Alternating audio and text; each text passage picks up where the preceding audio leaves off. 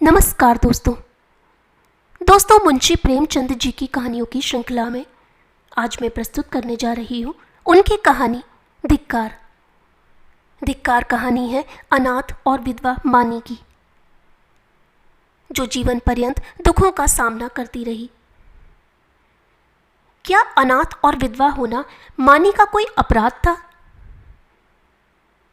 तो दोस्तों सुनते हैं कहानी धिक्कार। अनाथ और विधवा मानी के लिए जीवन में अब रोने के सिवा दूसरा अवलंब ना था। वह 5 वर्ष की थी जब पिता का देहांत हो गया। माता ने किसी तरह उसका पालन किया। 16 वर्ष की अवस्था में मोहल्ले वालों की मदद से उसका विवाह भी हो गया, पर साल के अंदर ही माता और पति दोनों विदा हो गए। इस विपत्ति में उसे अपने चचा वंशीधर के सिवा और कोई नजर न आया जो उसे आश्रय देता। वंशीधर ने अब तक जो व्यवहार किया था उससे यह आशा न हो सकती थी कि वहां वह शांति के साथ रह सकेगी, पर वह सब कुछ सहने और सब कुछ करने को तैयार थी। वह गाली, झिड़की, मारपीट सब सह लेगी। कोई उस पर संदेह तो ना करेगा, उस पर मिथ्या लांछन तो न लगेगा। चौधों और लुच्चों से तो उसकी रक्षा होगी। वंशीधर को कुल मर्यादा की कुछ चिंता हुई। मानी की याचना को अस्वीकार न कर सके। लेकिन 2-4 महीने में ही मानी को मालूम हो गया कि इस घर में बहुत दिनों तक उसका निवाह न होगा। वह घर का सारा काम करती, इशारों पर नाचती, सबको खुश रखने की कोशिश करती, पर ना जाने क्यों चचा और चची दोनों उससे जलते रहते। उसके आते ही मेहरी अलग कर दी गई। नहलाने धुलाने के लिए एक लौंडा था, उसे भी जवाब दे दिया गया। पर मानी से इतना उबार होने पर भी चचा और चची ना जाने क्यों उससे मुंह फुलाए रहते। कभी चचा घुड़कियां जमाते, कभी चची कोसती। यहाँ तक कि उसकी चचेरी बहन ललिता भी बात बात पर उसे गालियां देती। घर भर में केवल उसके चचेरे भाई गोकुल को ही उससे सहानुभूति थी। उसी की बातों में कुछ स्नेह का परिचय मिलता था। वह अपनी माता का स्वभाव जानता था। अगर वह उसे समझाने की चेष्टा करता या खुल्लम खुल्ला मानी का पक्ष लेता तो मानी को एक घड़ी घर में रहना कठिन हो जाता। इसलिए उसकी सहानुभूति मानी ही को दिलासा देने तक रह जाती थी। वह कहता, बहन मुझे कहीं नौकर हो जाने दो, फिर तुम्हारे कष्टों का अंत हो जाएगा। तब देखूंगा कौन तुम्हें तिरछी आंखों से देखता है। जब तक पढ़ता हूं तभी तक तुम्हारे बुरे दिन हैं। मानी ये स्नेह में डूबी हुई बात सुनकर पुलकित हो जाती और उसका रोआ रोआ गोकुल को आशीर्वाद देने लगता। आज ललिता का विवाह है। सवेरे से ही मेहमानों का आना शुरू हो गया है। गहनों की झनकार से घर गूंज रहा है। मानी भी मेहमानों को देख देख कर खुश हो रही है। उसके देह पर कोई आभूषण नहीं है और ना उसे सुंदर कपड़े ही दिए गए हैं, फिर भी उसका मुख प्रसन्न है। आधी रात हो गई थी। विवाह का मुहूर्त निकट आ गया था। जनवासे से चढ़ावे की चीजें आईं। सभी औरतें उत्सुक हो होकर उन चीजों को देखने लगीं। ललिता को आभूषण पहनाए जाने लगे। मानी के हृदय में बड़ी इच्छा हुई कि जाकर वधू को देखे। अभी कल जो बालिका थी उसे आज वधू वेश में देखने की इच्छा न रोक सकी।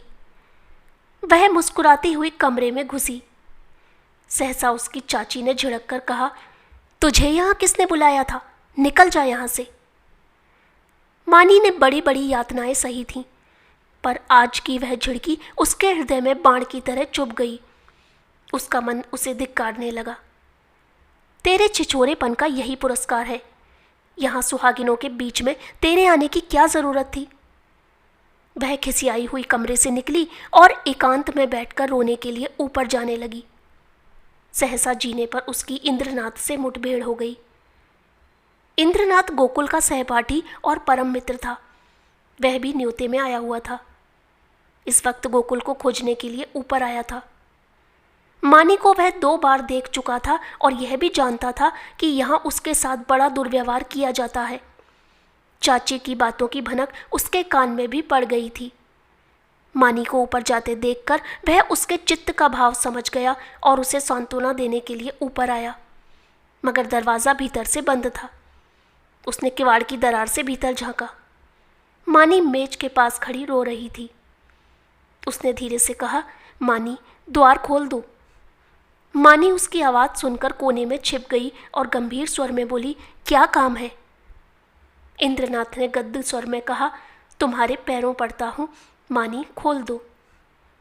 यह स्नेह में डूबा हुआ विनय मानी के लिए अभूतपूर्व था। इस निर्दय संसार में कोई उससे ऐसी विनती भी कर सकता है, इसकी उसने स्वप्न में भी कल्पना न की थी। मानी ने कांपते हुए हाथों से द्वार खोल दिया। इंद्रनाथ झपट कर कमरे में घुसा। देखा कि छत के पंखे से एक रस्सी लटक रही है। उसका हृदय कांप उठा।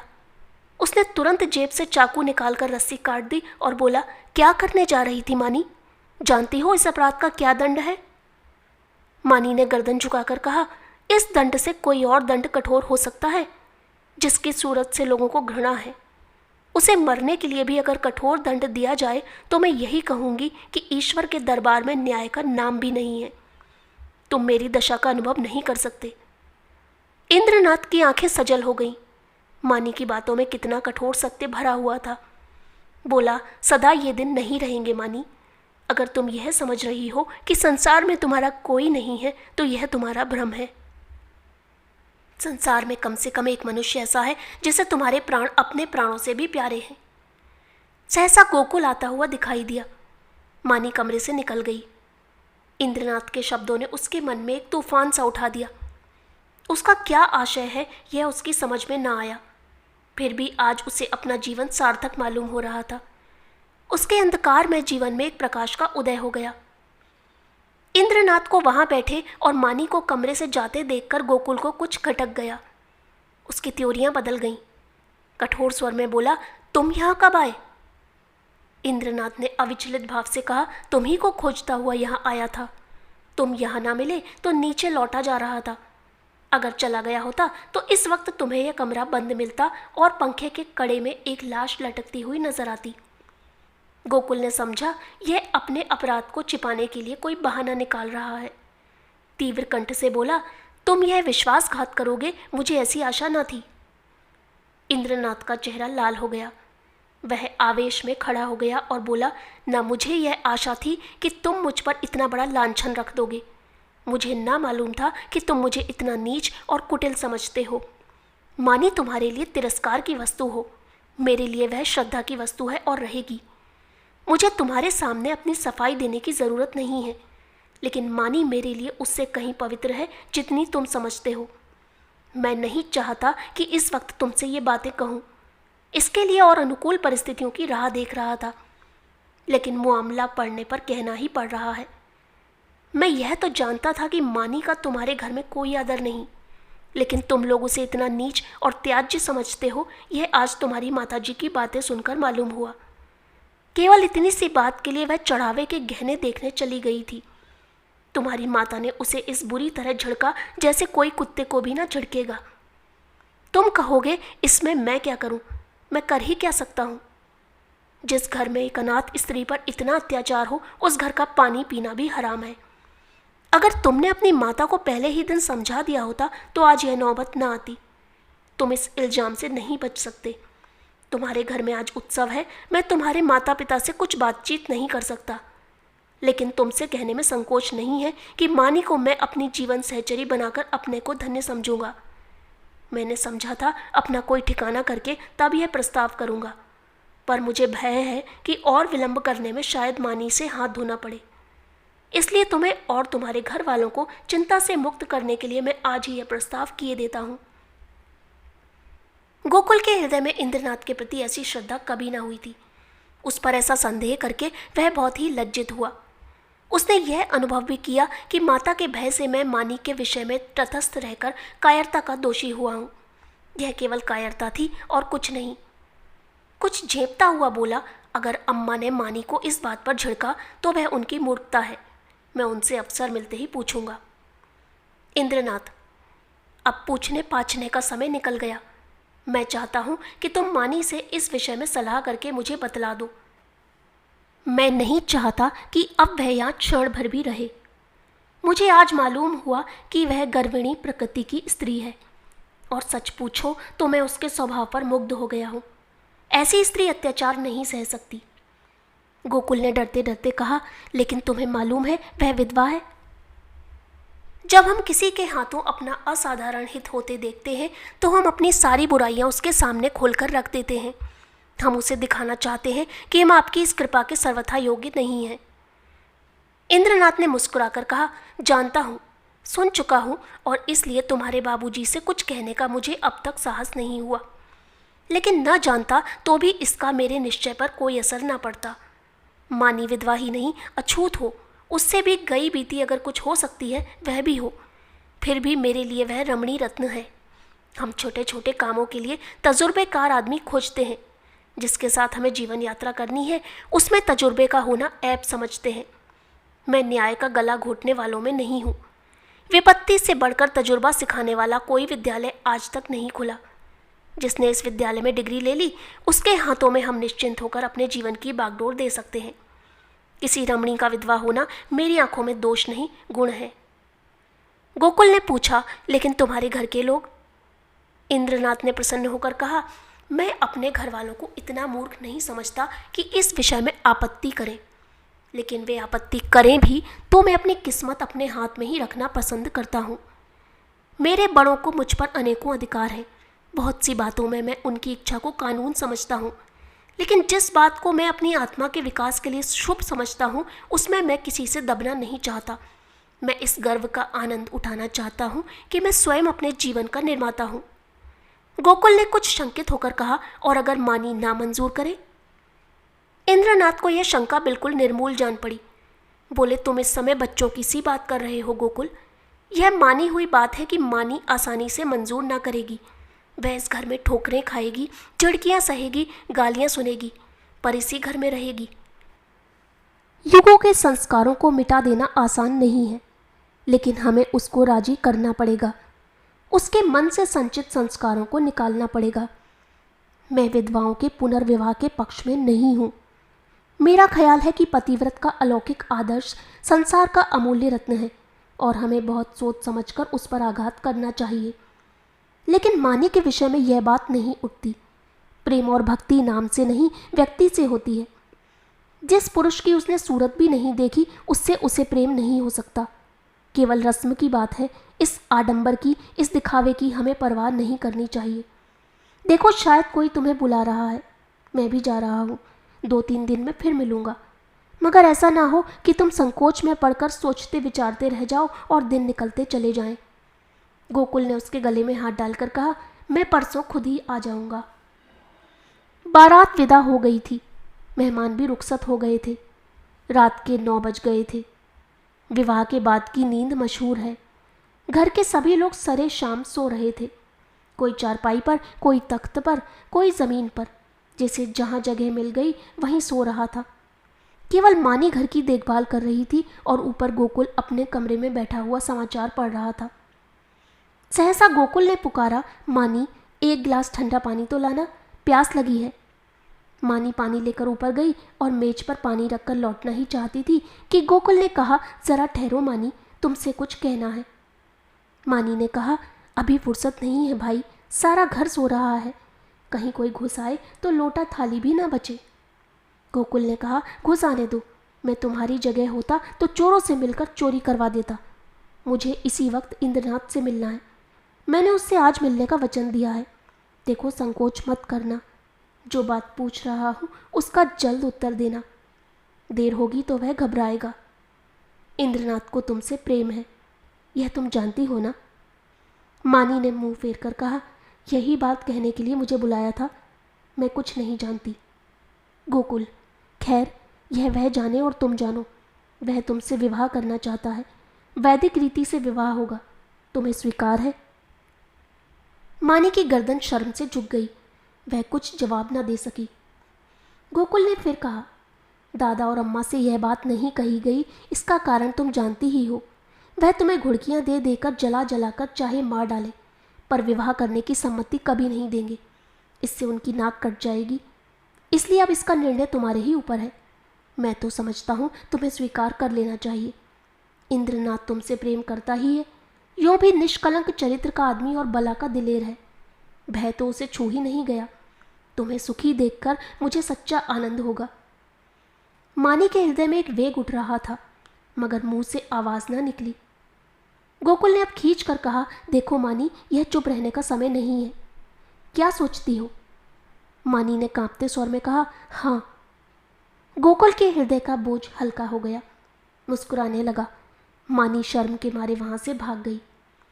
शाम को गोकुल ने अपनी माँ से कहा, अम्मा, इंद्रनाथ के घर आज कोई उत्सव है। उसकी माता अकेली घबरा रही थी कि कैसे सब काम होगा। मैंने कहा मैं मानी को कल भेज दूंगा। तुम्हारी आज्ञा हो तो मानी को पहुंचा दूं। कल परसों तक चली आएगी। मानी उसी वक्त वहां आ गई। गोकुल ने उसकी ओर कनखियों से ताका। मानी लज्जा से गड़ गई। भागने का रास्ता ना मिला। माँ ने कहा, मुझसे क्या पूछते हो? वह जाए तो ले जाओ। गोकुल ने मानी से कहा, कपड़े पहनकर तैयार हो जाओ, तुम्हें इंद्रनाथ के घर चलना है।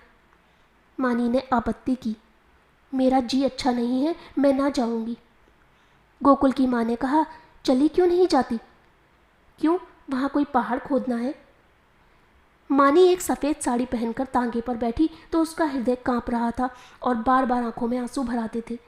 उसका हृदय बैठा जाता था, मानो नदी में डूबने जा रही हो। तांगा कुछ दूर निकल गया तो उसने गोकुल से कहा, भैया, मेरा जी न जाने कैसा हो रहा है। घर चलो, तुम्हारे पैर पड़ती हूँ। गोकुल ने कहा, तू पागल है। वहाँ सब लोग तेरी राह देख रहे हैं और तू कहती है लौट चलो। मानी, मेरा मन कहता है कोई अनिष्ट होने वाला है। गोकुल, और मेरा मन कहता है तू रानी बनने जा रही है। मानी, 10-5 दिन ठहर क्यों नहीं जाते? कह देना मानी बीमार है। गोकुल, पागलों की सी बातें ना करो। मानी, लोग कितना हंसेंगे। गोकुल, मैं शुभ कार्य में किसी की हंसी की परवाह नहीं करता। मानी, अम्मा तुम्हें घर में घुसने ना देंगी। मेरे कारण तुम्हें भी चिड़कियाँ मिलेंगी। गोकुल, इसकी कोई परवाह नहीं है, उनकी तो यह आदत ही है। तांगा पहुंच गया। इंद्रनाथ की माता विचारशील महिला थीं। उन्होंने आकर वधू को उतारा और भीतर ले गईं। गोकुल वहां से घर चला तो 11 बज रहे थे। एक ओर तो शुभ कार्य के पूरा करने का आनंद था, दूसरी ओर भय था कि कल मानी न जाएगी तो लोगों को क्या जवाब दूंगा। उसने निश्चय किया, चलकर साफ साफ कह दूं, छिपाना व्यर्थ है। आज नहीं कल, कल नहीं परसों तो सब कुछ कहना ही पड़ेगा। आज ही क्यों ना कह दूं। यह निश्चय करके वह घर में दाखिल हुआ। माता ने किवाड़ खोलते हुए कहा, इतनी रात तक क्या करने लगे? उसे भी क्यों ना लेते आए? कल सवेरे चौका बर्तन कौन करेगा? गोकुल ने सिर झुकाकर कहा, वह तो अब शायद लौट कर ना आए अम्मा, उसके वहीं रहने का प्रबंध हो गया है। माता ने आंखें फाड़कर कहा, क्या बकता है, भला वह वहाँ कैसे रहेगी? गोकुल, इंद्रनाथ से उसका विवाह हो गया है। माता मानो आकाश से गिर पड़ी। उन्हें कुछ सुध ना रही कि मेरे मुंह से क्या निकल रहा है। कुलांगार, भड़वा, हरामजादा, न जाने क्या क्या कहा। यहाँ तक कि गोकुल का धैर्य चरम सीमा का उल्लंघन कर गया। उसका मुंह लाल हो गया, त्योरियां चढ़ गईं। बोला, अम्मा बस करो, अब मुझ में इससे ज़्यादा सुनने की सामर्थ्य नहीं है। अगर मैंने कोई अनुचित कर्म किया होता तो आपकी जूतियाँ खाकर भी सिर न उठाता, मगर मैंने कोई अनुचित कर्म नहीं किया। मैंने वही किया जो ऐसी दशा में मेरा कर्तव्य था और जो हर एक भले आदमी को करना चाहिए। तुम मूर्खा हो, तुम्हें नहीं मालूम कि समय की क्या प्रगति है, इसलिए अब तक मैंने धैर्य के साथ तुम्हारी गालियां सुनी। तुमने, और मुझे दुख के साथ कहना पड़ता है कि पिताजी ने भी, मानी के जीवन को नारकीय बना रखा था। तुमने उसे ऐसी ऐसी ताड़नाएं दी जो कोई अपने शत्रु को भी ना देगा। इसलिए ना कि वह तुम्हारी आश्रित थी, इसलिए ना कि वह अनाथिनी थी। अब वह तुम्हारी गालियां खाने ना आवेगी। जिस दिन तुम्हारे घर विवाह का उत्सव हो रहा था, तुम्हारे ही कठोर वाक्य से आहत होकर वह आत्महत्या करने जा रही थी। इंद्रनाथ उस समय ऊपर ना पहुंच जाते तो आज हम तुम सारा घर हवालात में बैठा होता। माता ने आंखें मटकाकर कहा, आहा, कितने सपूत बेटे हो तुम कि सारे घर को संकट से बचा लिया। क्यों ना हो, अभी बहन की बारी है। कुछ दिन में मुझे ले जाकर किसी के गले में बांध आना, फिर तुम्हारी चांदी हो जाएगी। यह रोजगार सबसे अच्छा है। पढ़ लिख कर क्या करोगे? गोकुल मर्म वेदना से तिलमिला उठा। व्यथित कंठ से बोला, ईश्वर ना करे कि कोई बालक तुम जैसी माता के गर्भ से जन्म ले। तुम्हारा मुंह देखना भी पाप है। यह कहता हुआ वह घर से निकल पड़ा और उन्मत्तों की तरह एक तरफ चल खड़ा हुआ। जोर के झोंके चल रहे थे, पर उसे ऐसा मालूम हो रहा था कि सांस लेने के लिए हवा नहीं है। 1 सप्ताह बीत गया, पर गोकुल का कहीं पता नहीं। इंद्रनाथ को बंबई में एक जगह मिल गई थी, वह वहाँ चला गया था। वहाँ रहने का प्रबंध करके वह अपनी माता को तार देगा और तब सास और बहू वहाँ चली जाएंगी। वंशीधर को पहले संदेह हुआ कि गोकुल इंद्रनाथ के घर छिपा होगा, पर जब वहाँ पता न चला तो उन्होंने सारे शहर में खोज पूछ शुरू की। जितने मिलने वाले मित्र स्नेही संबंधी थे सभी के घर गए, पर सब जगह से साफ जवाब पाया। दिन भर दौड़ धूप कर शाम को घर आते तो स्त्री को आड़े हाथों लेते और कोसो लड़के को, पानी पी पी कर कोसो, ना जाने तुम्हें कभी बुद्धि आएगी भी या नहीं। गई थी चुड़ैल जाने देती, एक बोझ सिर से टला, एक मेहरी रख लो काम चल जाएगा। जब वह ना थी तो घर क्या भूखों मरता था। विधवाओं के पुनर्विवाह चारों ओर तो हो रहे हैं, यह कोई अनहोनी बात नहीं है। हमारे बस की बात होती तो विधवा विवाह के पक्षपातियों को देश से निकाल देते, शाप देकर जला देते, लेकिन यह हमारे बस की बात नहीं। फिर तुमसे इतना भी ना हो सका कि मुझसे तो पूछ लेती, मैं जो उचित समझता करता। क्या तुमने समझा था मैं दफ्तर से लौट कर आऊँगा ही नहीं, वहीं मेरी अंत्येष्टि हो जाएगी। बस लड़के पर टूट पड़ी, अब रो खूब दिल खोलकर। संध्या हो गई थी। वंशीधर स्त्री को फटकारें सुनाकर द्वार पर उद्वेग की दशा में टहल रहे थे। रह रहकर मानी पर क्रोध आता था। इसी राक्षसी के कारण मेरे घर का सर्वनाश हुआ। न जाने किस बुरी साइत में आई कि घर को मिटाकर छोड़ा। वह ना आई होती तो आज क्यों यह बुरे दिन देखने पड़ते। कितना होनहार, कितना प्रतिभाशाली लड़का था, ना जाने कहाँ गया। एकाएक एक बुढ़िया उनके समीप आई और बोली, बाबू साहब यह खत लाई हूँ, ले लीजिए। वंशीधर ने लपक कर बुढ़िया के हाथ से पत्र ले लिया। उनकी छाती आशा से धक धक करने लगी। गोकुल ने शायद यह पत्र लिखा होगा। अंधेरे में कुछ न सूझा। पूछा, कहाँ से आई है? बुढ़िया ने कहा, वह जो बाबू हुसैनगंज में रहते हैं, जो बंबई में नौकर है, उन्हीं की बहू ने भेजा है। वंशीधर ने कमरे में जाकर लैंप जलाया और पत्र पढ़ने लगे। मानी का खत था। लिखा था, पूज्य चाचा जी, अभागिनी मानी का प्रणाम स्वीकार कीजिए। मुझे यह सुनकर अत्यंत दुख हुआ कि गोकुल भैया कहीं चले गए और अब तक उनका पता नहीं है। मैं ही इसका कारण हूँ। यह कलंक मेरे ही मुख पर लगना था, वह भी लग गया। मेरे कारण आपको इतना शोक हुआ, इसका मुझे बहुत दुख है, मगर भैया आवेंगे अवश्य, इसका मुझे विश्वास है। मैं इसी 9 बजे वाली गाड़ी से बंबई जा रही हूँ। मुझसे जो कुछ अपराध हुआ है उसे क्षमा कीजिएगा और चाची से मेरा प्रणाम कहिएगा। मेरी ईश्वर से यही प्रार्थना है कि शीघ्र ही गोकुल भैया सकुशल घर लौट आवे। ईश्वर की इच्छा हुई तो भैया के विवाह में आपके चरणों के दर्शन करूंगी। वंशीधर ने पत्र को फाड़कर पुर्जे पुर्जे कर डाला। घड़ी में देखा तो 8 बज रहे थे।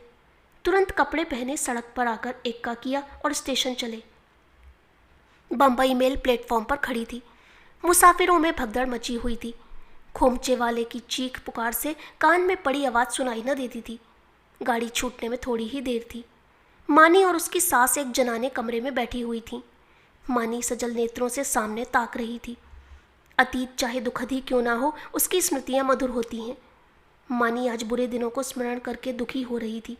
गोकुल से अब ना जाने कब भेंट होगी। चाचा जी आ जाते तो उनके दर्शन कर लेती। कभी कभी बिगड़ते थे तो क्या, उसके भले के लिए ही तो डांटते थे। वह आवेंगे नहीं। अब तो गाड़ी छूटने में थोड़ी ही देर है। कैसे आवे, समाज में हलचल ना मच जाएगी। भगवान की इच्छा होगी तो अब की जब यहाँ आऊँगी तो ज़रूर उनके दर्शन करूँगी। एकाएक उसने लाला वंशीधर को आते देखा। वह गाड़ी से निकलकर बाहर खड़ी हो गई और चाचा जी की ओर बढ़ी। चरणों पर गिरना चाहती थी कि वह पीछे हट गए और आंखें निकाल कर बोले, मुझे मत छू, दूर रहे, अभागिनी कहीं की। मुंह में कालिक लगाकर मुझे पत्र लिखती है, तुझे मौत भी नहीं आती। तूने मेरे कुल का सर्वनाश कर दिया। आज तक गोकुल का पता नहीं है। तेरे कारण वह घर से निकला और तू अभी तक मेरी छाती पर मूंग दलने को बैठी है। तेरे लिए क्या गंगा में पानी नहीं है? मैं तुझे ऐसी कुलटा, ऐसी हरजाई समझता तो पहले दिन ही तेरा गला घोंट देता। अब मुझे अपनी भक्ति दिखलाने चली है। तेरे जैसी पापिष्ठाओं का मरना ही अच्छा है, पृथ्वी का बोझ कम हो जाएगा। प्लेटफॉर्म पर सैकड़ों आदमियों की भीड़ लग गई थी और वंशीधर निर्लज्ज भाव से गालियों की बौछार कर रहे थे। किसी की समझ में ना आता था क्या माजरा है, पर मन से सब लाला को धिक्कार रहे थे। मानी पाषाण मूर्ति की समान खड़ी थी, मानो वहीं जम गई हो। उसका सारा अभिमान चूर चूर हो गया। ऐसा जी चाहता था धरती फट जाए और मैं समा जाऊं, कोई वज्र गिरकर उसके जीवन अधम जीवन का अंत कर दे। इतने आदमियों के सामने उसका पानी उतर गया। उसकी आंखों से पानी की एक बूंद भी ना निकली, हृदय में आंसू न थे। उसकी जगह एक दावानल सा दहक रहा था, जो मानो वेग से मस्तिष्क की ओर बढ़ता चला जाता था। संसार में कौन जीवन इतना अधम। सास ने पुकारा, बहू अंदर आ जाओ। गाड़ी चली तो माता ने कहा, ऐसा बेशर्म आदमी नहीं देखा। मुझे तो ऐसा क्रोध आ रहा था कि उसका मुंह नोच लूं। मानी ने सिर ऊपर ना उठाया। माता फिर बोली, ना जाने इन सड़ियलों को बुद्धि कब आएगी। अब तो मरने के दिन भी आ गए। पूछो तेरा लड़का भाग गया तो हम क्या करें? अगर ऐसे पापी ना होते तो यह वज्र ही क्यों गिरता? मानी ने फिर भी मुंह ना खोला। शायद उसे कुछ सुनाई ही ना दिया था, शायद उसे अपने अस्तित्व का ज्ञान भी ना था। वह टकटकी लगाए खिड़की की ओर ताक रही थी। उस अंधकार में उसे जाने क्या सोच रहा था। कानपुर आया। माता ने पूछा, बेटी कुछ खाओगी? थोड़ी सी मिठाई खा लो। 10 कब के बज गए? मानी ने कहा, अभी तो भूख नहीं है अम्मा, फिर खा लूँगी। माताजी सोई, मानी भी लेटी, पर चचा की वह सूरत आंखों के सामने खड़ी थी और उनकी बातें कानों में गूंज रही थीं। आह, मैं इतनी नीच हूँ, ऐसी पतित कि मर जाने से पृथ्वी का भार हल्का हो जाएगा। क्या कहा था? तू अपने माँ बाप की बेटी है तो फिर मुंह मत दिखाना। ना दिखाऊंगी। जिस मुंह पर ऐसी कालिमा लगी हुई है उसे किसी को दिखाने की इच्छा भी नहीं है।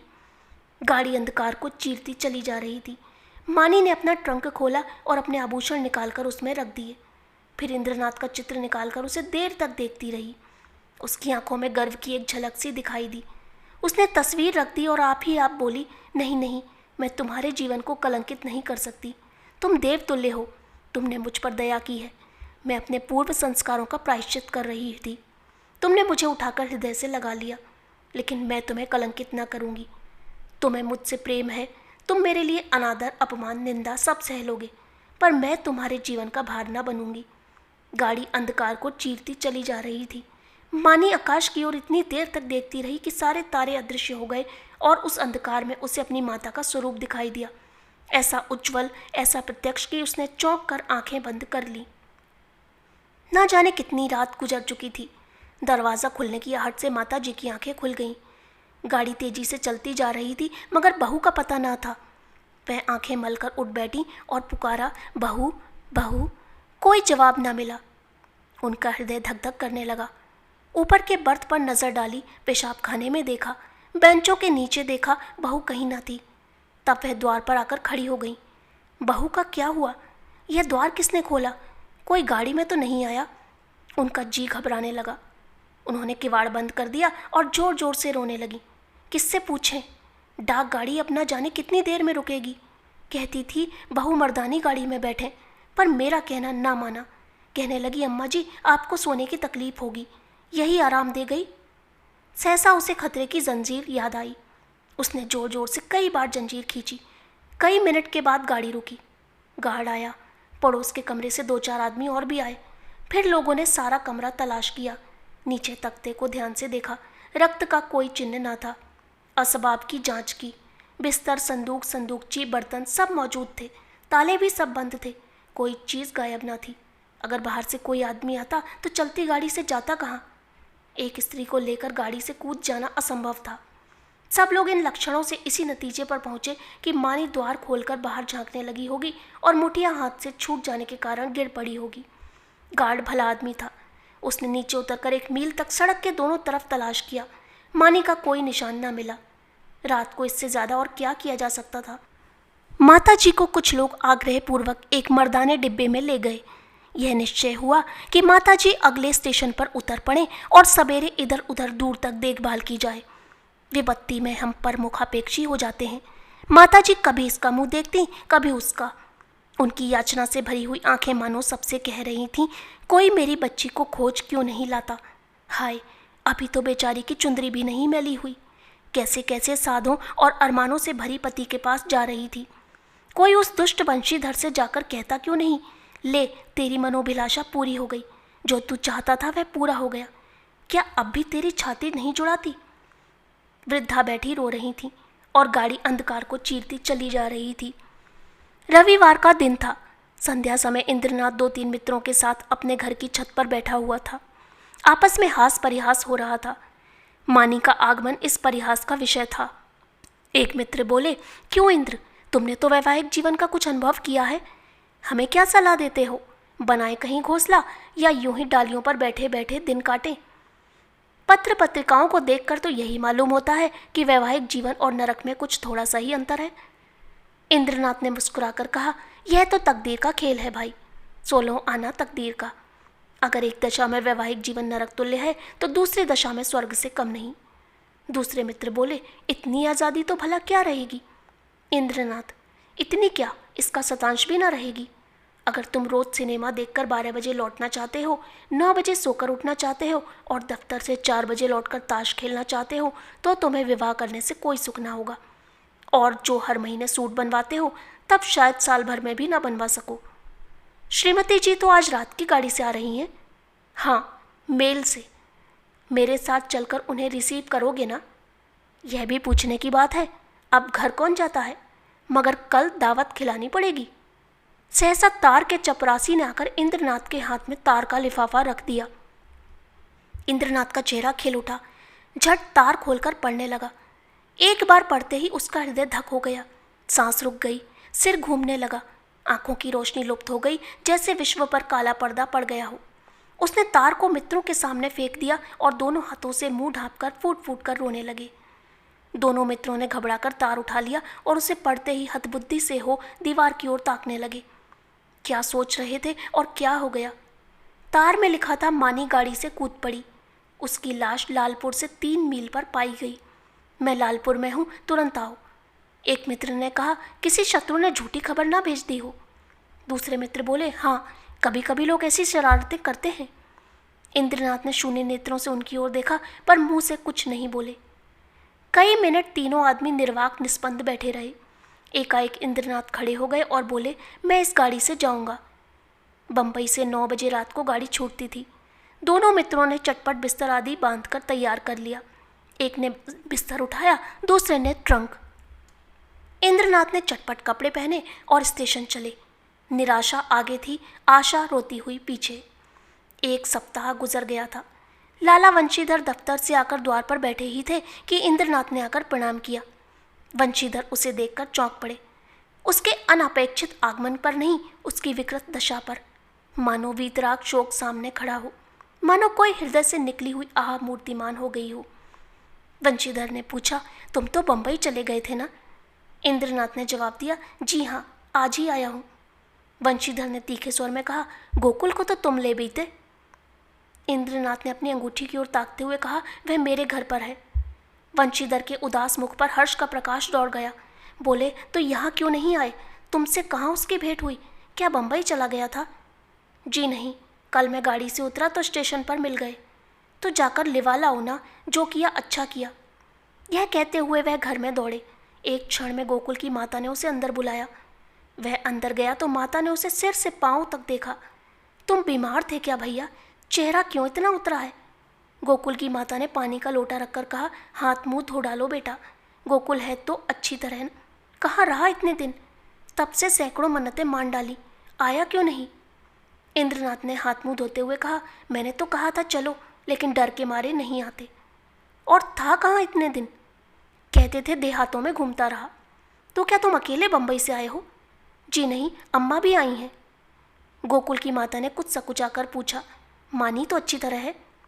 इंद्रनाथ ने हंसकर कहा, जी हाँ, अब वह बड़े सुख से है, संसार के बंधनों से छूट गई। माता ने अविश्वास करके कहा, चल नटखट कहीं का, बेचारी को कोस रहा है, मगर इतनी जल्दी बंबई से लौट क्यों आए? इंद्रनाथ ने मुस्कुराते हुए कहा, क्या करता? माताजी का तार बंबई में मिला कि मानी ने गाड़ी से कूदकर प्राण दे दिए। वह लालपुर में पड़ी हुई थी, दौड़ा हुआ आया, वहीं दाह क्रिया की, आज घर चला आया। अब मेरा अपराध क्षमा कीजिए, वह और कुछ ना कह सका। आंसुओं के वेग ने गला बंद कर दिया था। जेब से एक पत्र निकालकर माता के सामने रखता हुआ बोला, उसके संदूक में यही पत्र मिला है। गोकुल की माता कई मिनट तक मरमाहत सी बैठी जमीन की ओर ताकती रहीं। शोक और उससे अधिक पश्चाताप ने सिर को दबा रखा था। फिर पत्र उठाकर पढ़ने लगी। स्वामी, जब तक यह पत्र आपके हाथों में पहुंचेगा तब तक मैं इस संसार से विदा हो जाऊंगी। मैं बड़ी अभागिन हूँ, मेरे लिए संसार में स्थान नहीं है। आपको भी मेरे कारण क्लेश और निंदा ही मिलेगी। मैंने सोच कर देखा और यही निश्चय किया कि मेरे लिए मरना ही अच्छा है। मुझ पर आपने जो दया की थी उसके लिए आपको क्या प्रतिदान करूं? जीवन में मैंने कभी किसी वस्तु की इच्छा नहीं की, परंतु मुझे दुख है कि आपके चरणों पर सिर रखकर ना मर सकी। मेरी अंतिम याचना है कि मेरे लिए आप शोक ना कीजिएगा। ईश्वर आपको सदा सुखी रखे। माताजी ने पत्र रख दिया और आंखों से आंसू बहने लगे। बरामदे में वंशीधर निस्पंद खड़े थे और जैसे मानी लज्जानत उनके सामने खड़ी थी। तो दोस्तों, कैसी लगी आपको यह कहानी? अगर कहानी पसंद आई हो तो चैनल को सब्सक्राइब करना ना भूलिएगा। धन्यवाद।